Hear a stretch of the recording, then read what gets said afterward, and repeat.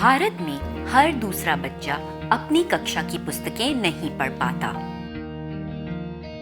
पेश है story weaver का foundational literacy program. Foundational literacy program से बच्चों को धारा प्रवाह पढ़ने और समझ बूझ बनाने में मदद मिलती है।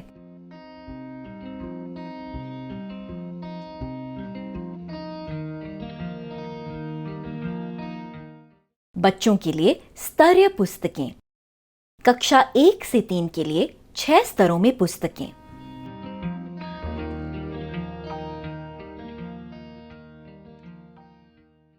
प्रोग्राम बच्चों का पठन कौशल बढ़ाने के लिए 4 पठन रणनीतियों का उपयोग करता है।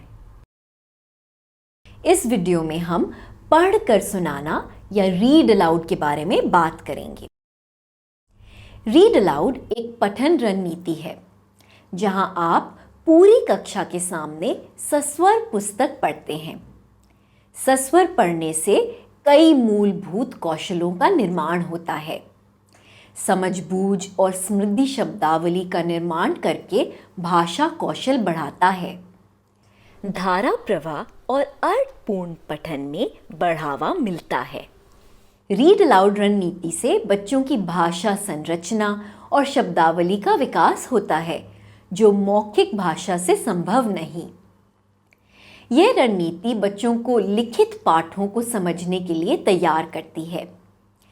किताबों में बच्चों की रुचि और पाठक बनने की उनकी इच्छा को विकसित करती है। ये रणनीति उनमें पढ़ने के लिए लगाव पैदा करती है।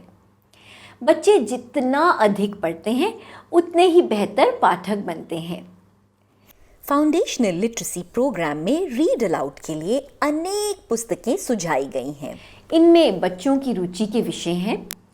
पुस्तकें चित्रों से भरपूर हैं जो बच्चों का ध्यान आकर्षित करती हैं और उनकी कल्पना शक्ति को बढ़ावा मिलता है। इन पुस्तकों में चर्चा के अनुकूल विषय हैं। इनमें किस्से कहानियों, नॉन फिक्शन, कविता और फैंटेसी आदि विधाएं समाहित हैं। ये पुस्तकें बच्चों की रुचि के अनुकूल हैं, जो उन्हें दिन प्रतिदिन की चीज़ों से जोड़ती हैं। आपके पुस्तक चुनने के बाद रीड अलाउड सत्र के उद्देश्य की योजना बनाएं। ये सत्र विविध प्रकार के हो सकते हैं, जैसे कहानी की संरचना सीखना, पहले पढ़े हुए संबंध स्थापित करना, घटनाओं के लिए कल्पना शक्ति को बढ़ाना आदि। रीड अलाउड में धारा प्रवाह पढ़ना और उचित अभिव्यक्ति बहुत महत्वपूर्ण है। इसलिए अपने सत्र से कुछ समय पहले पुस्तक को सस्वर पढ़ने का अभ्यास जरूर करें। खुलती, इसलिए उसे डांट सुननी पड़ती है। सत्र में बच्चों को अपने आसपास बिठाएं, जिससे वे चित्रों को साफ साफ देख सकें। आओ बच्चों, सब यहाँ पर बैठ जाओ मेरे आसपास, और आज हम एक बहुत प्यारी सी किताब पढ़ेंगे। तो कौन सी किताब है? ये वाली। सबको किताब दिख रही है अच्छे से? और चित्र? शाबाश बच्चों। आज हम इस किताब से एक कहानी पढ़ेंगे। इस किताब का शीर्षक है भीमा गधा। पुस्तक को इस तरह से परिचित कराएं जिससे बच्चों की रुचि बढ़े। तो बच्चों, आपको क्या लगता है कि इस कहानी में क्या होगा? मुख पृष्ठ पर जो चित्र बना है उसको देखकर अनुमान लगाते हैं। ये कौन सा जानवर है? ढेंचू, ढेंचू। अगर पुस्तक का आकार बहुत छोटा है तो आप हर 1 या 2 पन्ने के बाद उन्हें पुस्तक दिखा सकते हैं। भीमा रामू धोबी का गधा है। उसकी परेशानी ये है कि उसकी नींद नहीं खुलती, इसलिए उसे डांट सुननी पड़ती है। रीड अलाउड के दौरान बच्चों के प्रश्नों के लिए रुकें।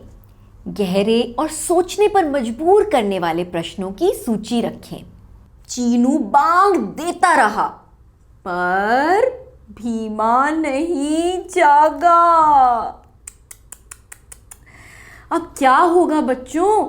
कौन भीमा को उठाएगा? पुस्तक पर चर्चा के बाद कला, प्रदर्शन या लेखन के माध्यम से बच्चों को खुद को अभिव्यक्त करने का अवसर दें। और फिर आखिर में भीमा की मदद किसने की? याद है आपको? हाँ, एक छोटी सी मक्खी, और उसने इतने बड़े गधे को जगा दिया। क्यों? क्या आपने सोचा था ऐसे कभी हो सकता है? अच्छा, आप बताइए, कभी क्या आपने किसी छोटी सी चीज की वजह से अपनी नींद खो दी हो? कल आपको पता है पूरी रात एक मच्छर मेरे कान में भिनभिनाता रहा। उफ, उसने मुझे सोने नहीं दिया। अब सब आप अपने अनुभव भी बांट सकते हैं। यदि कोई और जानवर भीमा को जगा देता तो क्या कहानी में हमें इतना मजा आता? शायद नहीं।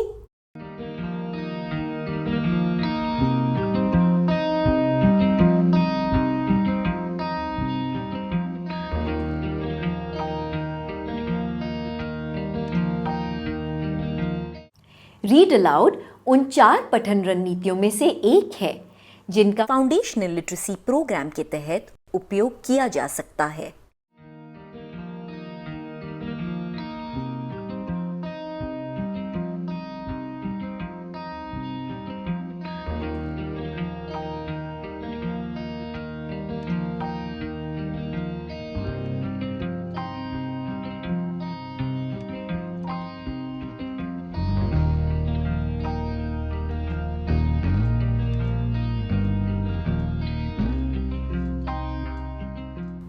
अधिक जानकारी के लिए स्टोरी वीवर पर जाएं।